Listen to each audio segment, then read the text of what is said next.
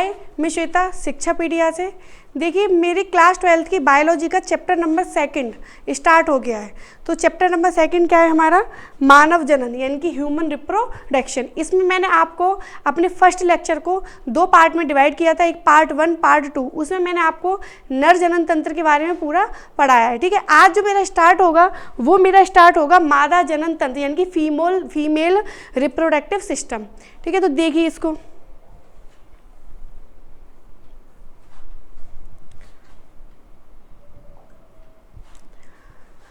मादा जनन तंत्र फीमेल रिप्रोडक्टिव सिस्टम। देखिए जो हमारा, जब हमने नर जनन तंत्र पढ़ा था तो उसको हमने 4 भागों में बांटा था। नंबर 1 फर्स्ट था हमारा प्राथमिक अंग। प्राथमिक अंग हमारा क्या था, वृषण। फिर थे हमारे सहायक अंग। सहायक अंग में वृषण पालिका, शुक्र जनन नलिका, शुक्र वाहिनी, वृषण जालिका और शुक्राशय वगैरह, ये सारी चीज़ें उसमें थी। फिर मैंने पढ़ाया था आपको सहायक ग्रंथियाँ। तो नर में सहायक ग्रंथि कितने प्रकार की थी, 3। कौन कौन सी, शुक्राशय ग्रंथि, प्रोस्टेट ग्रंथि और वल्वो यूरेथिल ग्रंथि। ठीक है, फिर उसके बाद में हमारी बाह्य जननेंद्रिय यानी कि शिश्न के बारे में मैंने आपको पढ़ाया था। इसी प्रकार जो हमारा मादा जनन तंत्र है ये हमारा 3 भागों में डिवाइड है। नंबर फर्स्ट है इसमें प्राथमिक अंग। तो देखिए इसमें जो हमारा प्राथमिक अंग होता है वो है हमारा अंडाशय।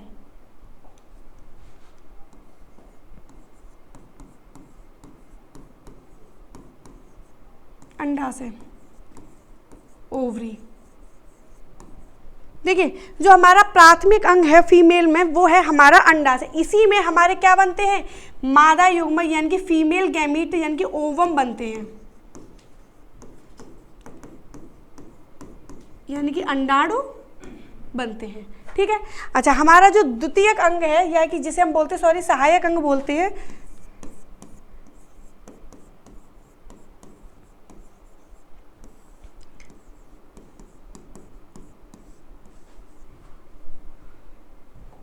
देखिए सहायक इसमें हमारी होती है अंडवाहिनी,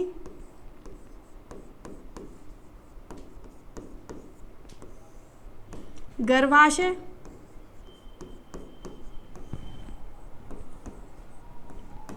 ग्रीवा, योनि। ठीक है, तीसरा इसमें हमारा होता है सहायक ग्रंथियां।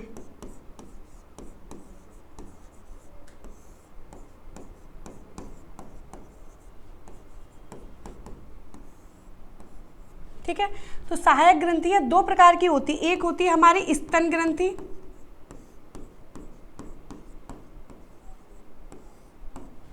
और एक होती है हमारी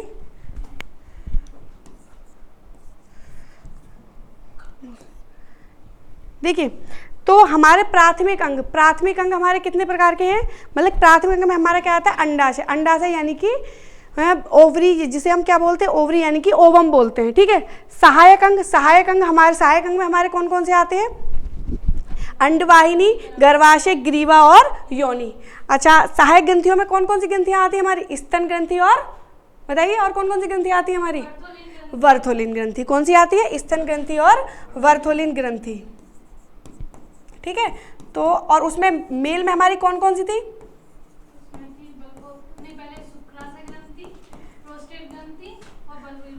मेल में हमारी 3 प्रकार की थी, शुक्राशय ग्रंथि थी, प्रोस्टेट ग्रंथि थी और वल्वो यूरेथ्रिल ग्रंथि थी। ठीक है, यहाँ पे है वर्थोलिन ग्रंथि और स्तन ग्रंथियाँ।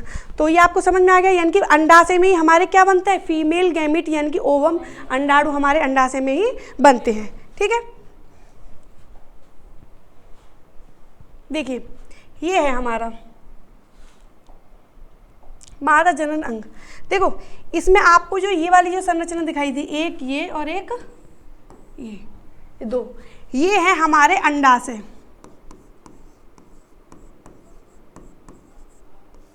यानी कि ओवरी।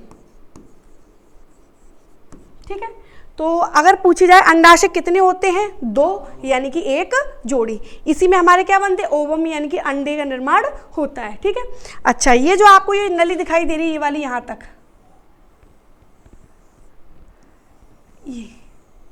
ये कहलाती है हमारी अंडवाहिनी। देखिए आप इसे अंडवाहिनी भी कह सकते हैं, आप इसे डिंब वाहिनी भी बोल सकते हैं,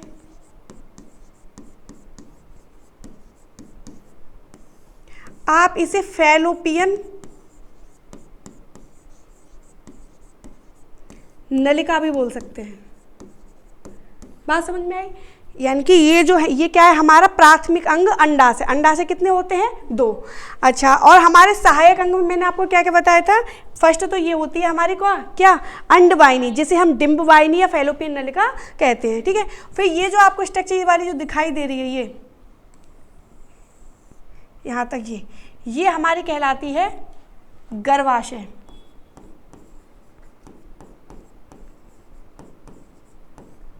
यानी कि यूट्रस। ठीक है, अच्छा अब देखिए, और इसको भी हम इंग्लिश में भी इसको हम फैलोपियन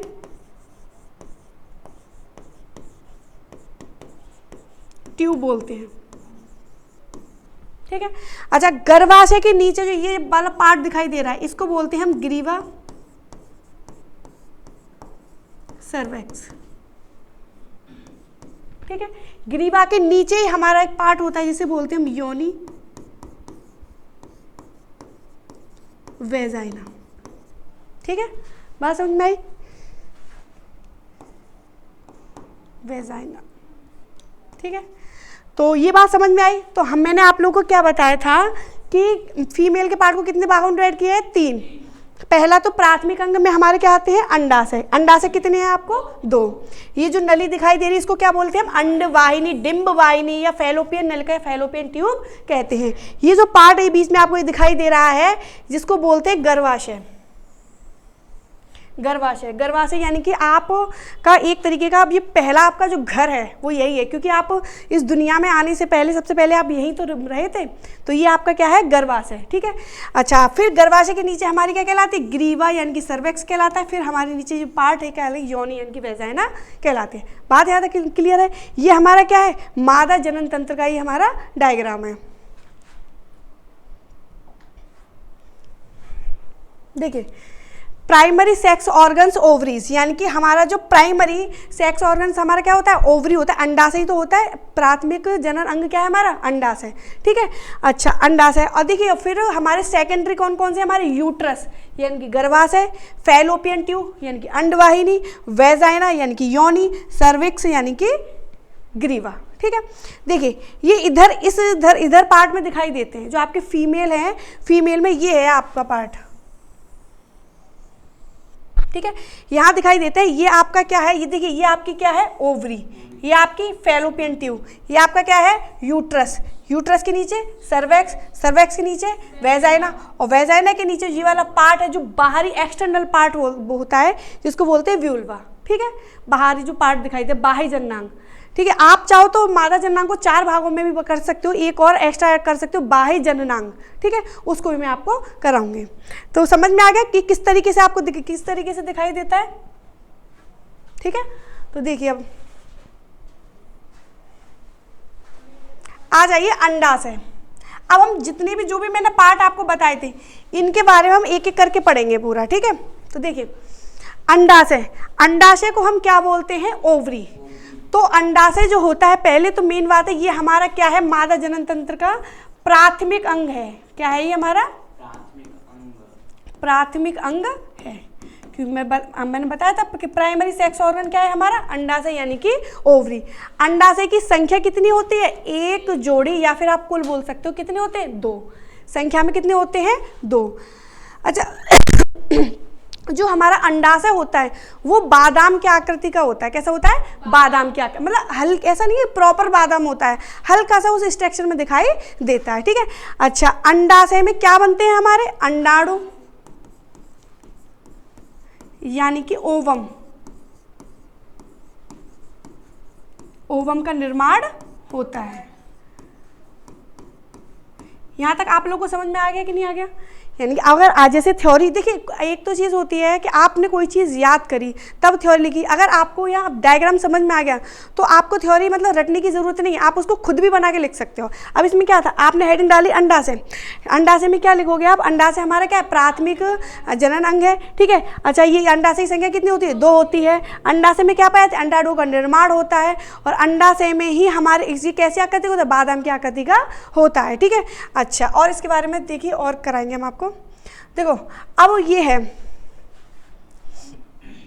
देखो थोड़ा सा बता दूं, आप देखिए जो आपका अंडाशय होता है कुछ इस तरीके से दिखाई देता है प्रॉपर, मैंने आपको बोला बादाम, अच्छा बादाम कुछ हल्का सा ऐसे तो होता है,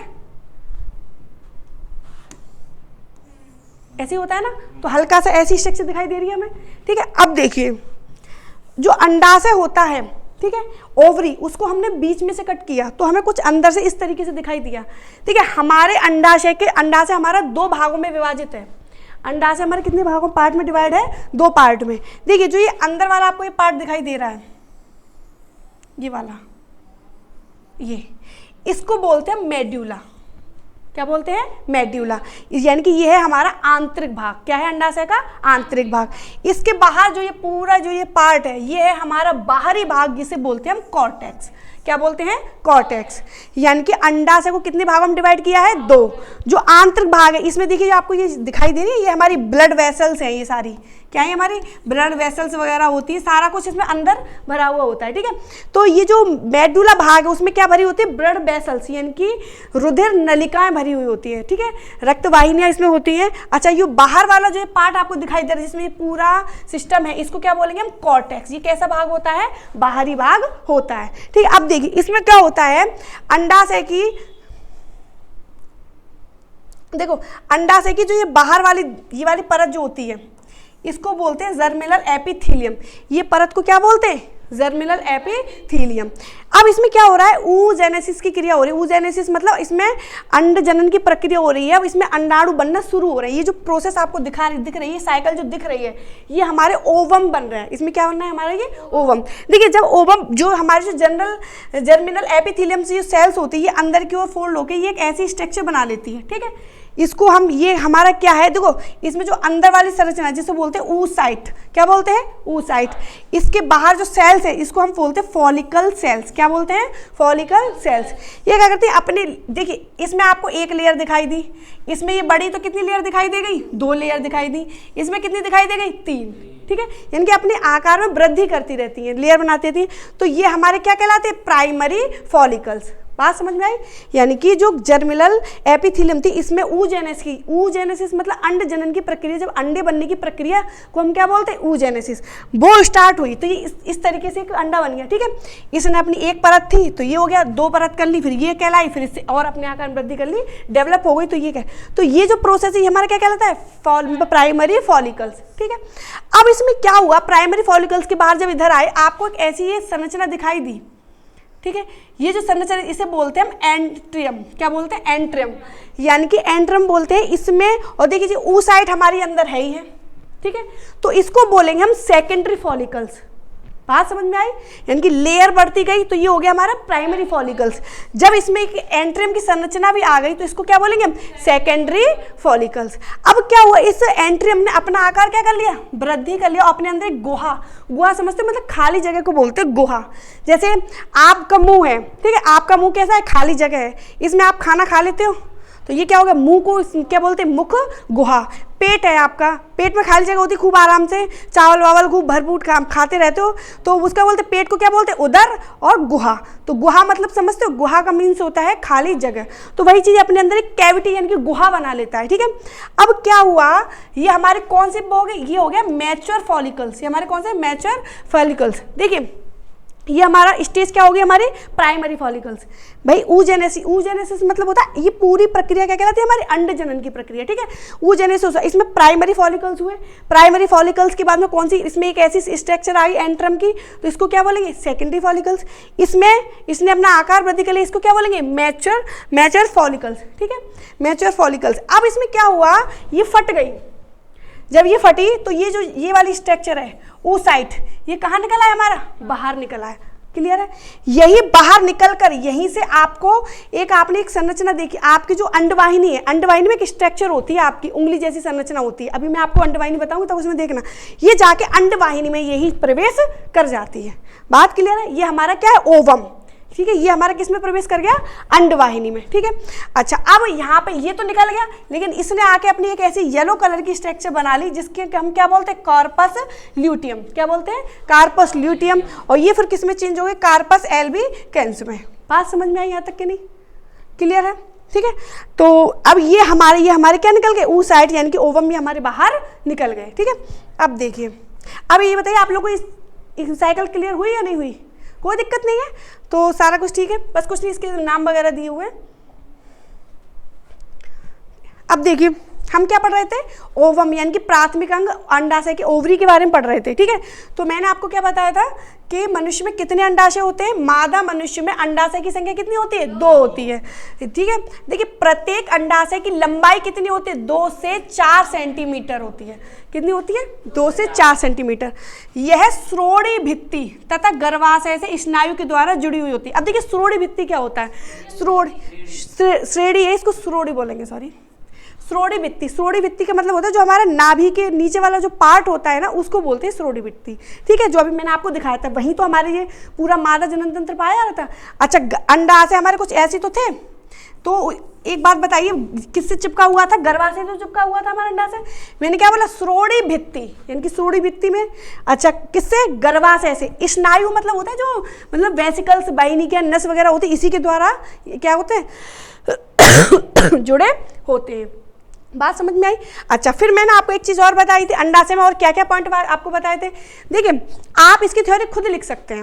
मैंने और क्या बताया था, अंडाशय हमारे बादाम की आकृति का होता है, अंडाशय की संख्या 2 होती है, अंडाशय में अंडाणु यानी कि ओवम का निर्माण होता है। अंडाशय के 2 भाग होते हैं, कौन कौन से, बाहरी भाग कौन सा होता है हमारा, क्या बताया था, बताइए मैंने, बाहरी भाग था हमारा, बाहरी भाग कॉर्टेक्स, जिसमें हमारी वो पूरी साइकिल चल रही थी, ठीक है। जो अंदर वाला आंतरिक भाग था हमारा,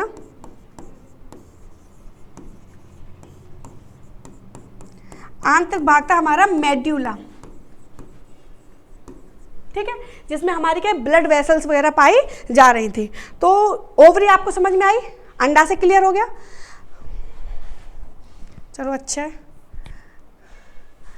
देखिए ये है हमारा, देखो ये आपको क्या दिखाई दे रहा है, अंडाशय, गोल गोल नहीं दिखाई दे रहा, एक ये अंडाशय और एक ये अंडाशय, ठीक है। देखिए ये गर्भाशय तो है, गर्भाशय से किसने द्वारा जुड़ा है, स्नायु द्वारा। ये क्या है हमारे, स्नायु, ठीक है। ये क्या है हमारा, गर्भाशय, क्या ये हमारा यूट्रस यानी कि गर्भाशय, अरे यूट्रस यानी कि गर्भाशय, ठीक है। और ये जो नली है ये वाली ये आपको दिखाई दे रही है, इसको क्या बोलेंगे हम, अंडवाहिनी, क्या बोलेंगे, अंडवाहिनी, ठीक है, यानी कि यूटराइन ट्यूब भी इसको हम बोलते हैं। बात क्लियर है। अच्छा तो ये समझ आया। अच्छा ये आपका क्या है, सर्वेक्स यानी कि ग्रीवा, ठीक है। और ग्रीवा के नीचे आपको ये सारा पार्ट आपका क्या है, वेजाइना, ठीक है, और सारा उसकी वाल्वल के नाम। ये आपका वो मैं अंडवाइन का वो बताया था, इसमें वो पूरा डायग्राम इधर ये है, ठीक है। मेड्यूला दिया हुआ है इसमें, कॉर्टेक्स, कार्पस ल्यूटियम, इसके बारे में मैंने आपको बताया था सारा कुछ, ठीक है। क्या हुआ, अच्छा अब देखिए हमने हमारा क्या पढ़ लिया, प्राथमिक अंग यानी कि अंडाशय ओवरी के बारे में हमने अभी पढ़ लिया था, ठीक है। अब हमारा क्या चलेगा, सहायक अंग।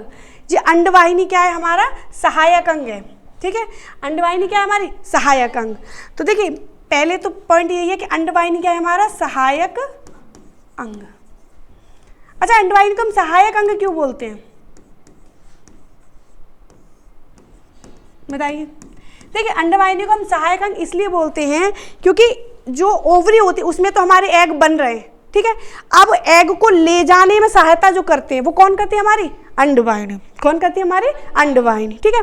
अच्छा अंडवाहिनी संख्या में ये भी कितनी होती है, 2 होती हैं, यानी कि एक जोड़ी होती है, ठीक है। अच्छा अंडवाहिनी के 3 भाग होते हैं, ठीक है। तो मैं आपको देखो दिखाऊंगी, डायग्राम से ही देखते हैं। देखो ये है हमारी अंडवाहिनी, एक है अभी तो फिलहाल ये, ठीक है। अंडवाहिनी आपको दिखाई दे रही है, इसका देखिए जो ये वाला भाग है इसको बोलते हैं हम झिल्री, यानी कि फिम्ब्रियाई। ठीक है, इसके जो ये वाला भाग है ये हमारा ऐसा होता है, थोड़ा सा कीपनुमा भाग होता है, तो इसलिए इसको बोलते हैं हम कीपक। ठीक है, अच्छा इधर जो ये चौड़ा वाला भाग होता है इसको बोलते हैं हम तुम्बिका। क्या बोलते हैं? तुम्बिका। ठीक है, और ये वाला जो पार्ट है जो हमारा गर्भाशय से जुड़ा होता है इसको बोलते हैं हम संकीर्ण। क्या बोलते हैं? संकीर्ण। यानी कि आप खुद बना के लिख सकते हैं कि जो हमारी अंडवाहिनी है, अंडवाहिनी कितने भाग होते हैं? 3, कीपक, तुम्बिका और संकीर्ण। ठीक है, देखिए ये है प्रॉपर हमारी अंडवाहिनी। देखो ये क्या है हमारा इनफंडिबुलम, जो ये वाला पार्ट है ये क्या कहलाता है? हमारा इनफंडिबुलम, यानी कि इसको बोलते हैं हम कीपक। ठीक है, अच्छा अब जो ये आपको झिल्री जैसी ऐसी उंगली जैसी संरचना दिखाई दे रही है, फिम्ब्रियाई, यानी कि इसको झिल्री बोलते हैं। ठीक है, अच्छा आपको ये बीच वाला चौड़ा भाग है इसको बोलेंगे हम तुम्बिका, यानी कि एम्पुला। ठीक है, और इधर जो ये भाग है आपका कहाँ गर्भाशय से ये जुड़ रहा है इसको बोलेंगे एस्थेमस, यानी कि संकीर्ण। ठीक है, बात समझ में आई? और ये आपका किससे कनेक्ट हो गया? आपके गर्भाशय से। समझ में आया? यानी कि यहीं पे हमारी क्या पाई जाती है? अंडाशय, यानी कि ओवरी। ओवरी, इसी से अंडे बने, इसमें गए, फिम्बरी में गए, फिम्बरी से एम्पुला में गए, एम्पुला से हमारे क्या गए? स्थैलेमस में गए। ठीक है, तो समझ में आया अंडाशय के कितने भाग होते हैं? 3। ठीक है, अब देखिए अब क्या हुआ, जो मैंने आपको बताया था, मैंने आपको एक बात बताई थी कि जो लैंगिक जनन होता है, लैंगिक जनन में एक होता है मेल गैमीट और एक होता है फीमेल गैमीट। Female gamete. ठीक है, मैंने आपको बताया था कि मेल गैमीट, अभी हम ह्यूमन में मेल गैमीट हमने क्या बनाए थे? स्पर्म, यानी कि शुक्राणु। ठीक है, अच्छा फीमेल में हम क्या बना रहे हैं? ओवम, यानी कि अंडाणु। अब क्या होगा? ये स्पर्म, अंडाणु, शुक्राणु आपस में मिलेंगे, तो इस क्रिया को बोलते हैं फर्टिलाइजेशन। क्या बोलते हैं? फर्टिलाइजेशन, यानी कि इसको हम बोलते हैं निषेचन की क्रिया। क्या बोलते हैं? निषेचन। जब नर युग्मक मादा युग्मक मिलते हैं तो इससे बनता है हमारा जायगोट, यानी कि युग्म नज। यहाँ तक बात क्लियर? यही जायगोट हमारा भ्रूण में विकसित होता है, वही भ्रूण हमारा चाइल्ड में डेवलप्ड होता है। ठीक है, अब ये देखिए,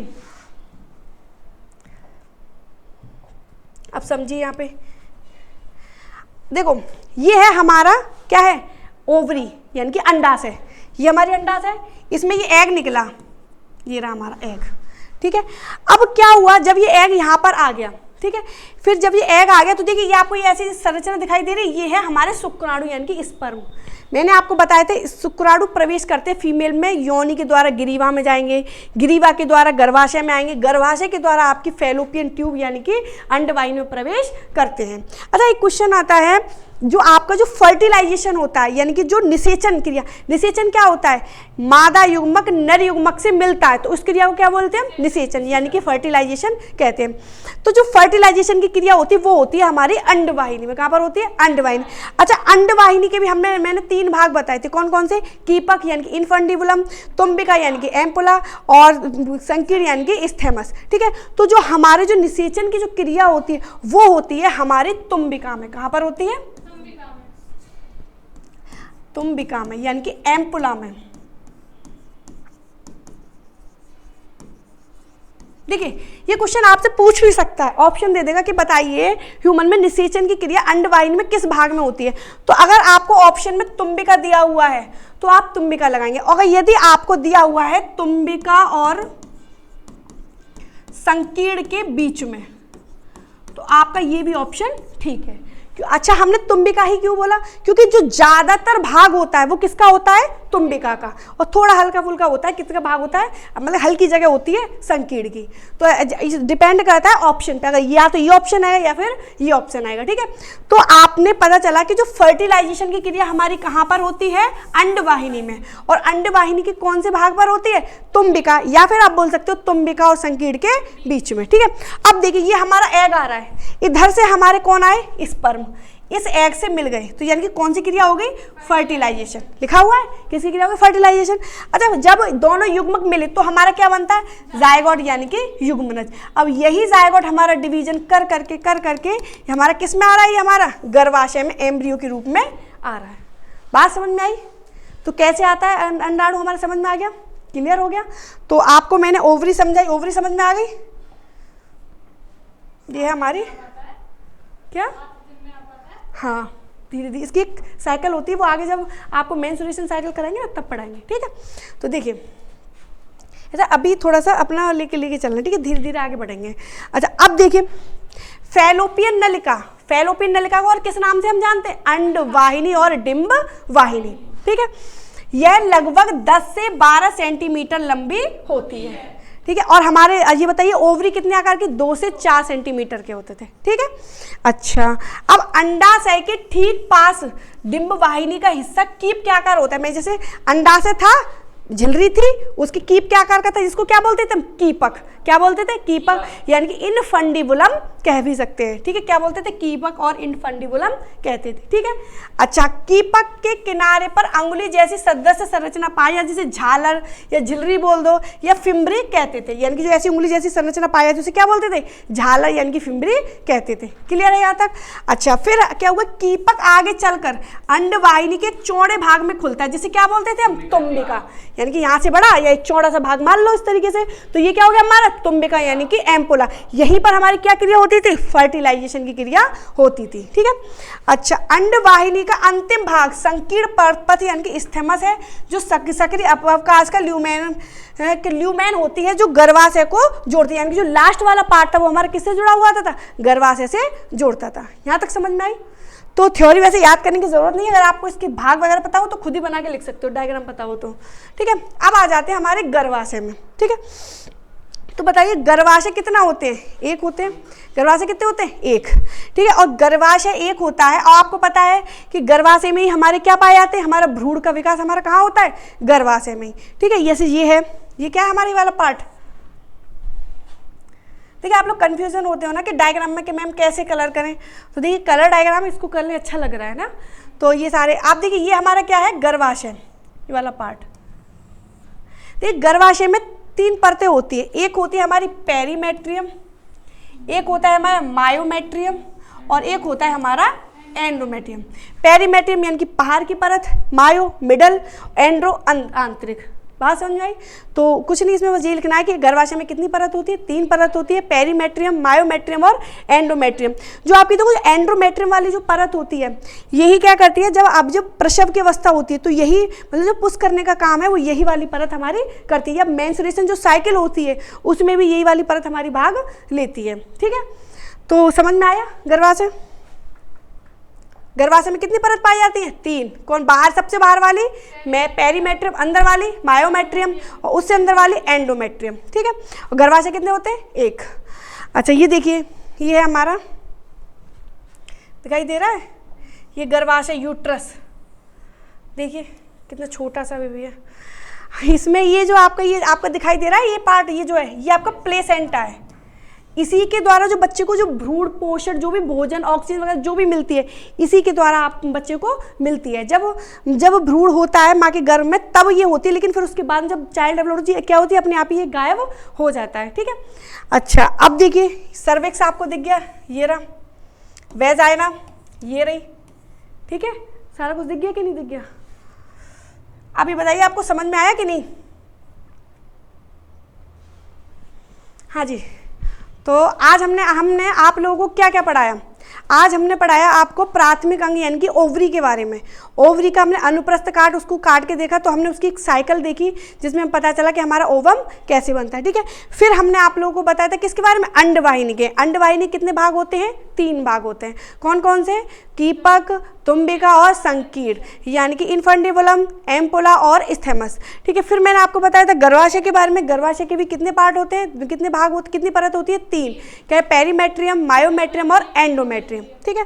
अच्छा, जो इससे आगे का भी हमारा मादा जनन तंत्र भी खत्म नहीं हुआ, इससे आगे और भी हमारे टॉपिक बचे हैं, यानी कि हमारे सहायक अंग और भी बचे हैं, बाह्य जननेंद्रियां बची हैं, हमारी ग्रंथियां वगैरह बची हैं, वो मैं सारी आपको कल की क्लास में कराऊंगी। देखिए, जो मेरी जो क्लास है इसको आप इंग्लिश मीडियम और हिंदी मीडियम दोनों बच्चे कर सकते हैं, क्योंकि इसमें जो मैं नोट्स वगैरह जो भी लिख के लाती हूँ ना, वो जो इसमें हिंदी और इंग्लिश दोनों में होते हैं। तो अगर जो बच्चे चाहते हैं, मैंने देखा था कमेंट बॉक्स में, उन्होंने बोला था कि मैम इंग्लिश में भी बोल दिया, इंग्लिश में भी नोट्स दे दो, तो इसमें इंग्लिश वाले बच्चे अपनी इंग्लिश को लिख लें और हिंदी वाले बच्चे अपने हिंदी को लिख लें, ठीक है।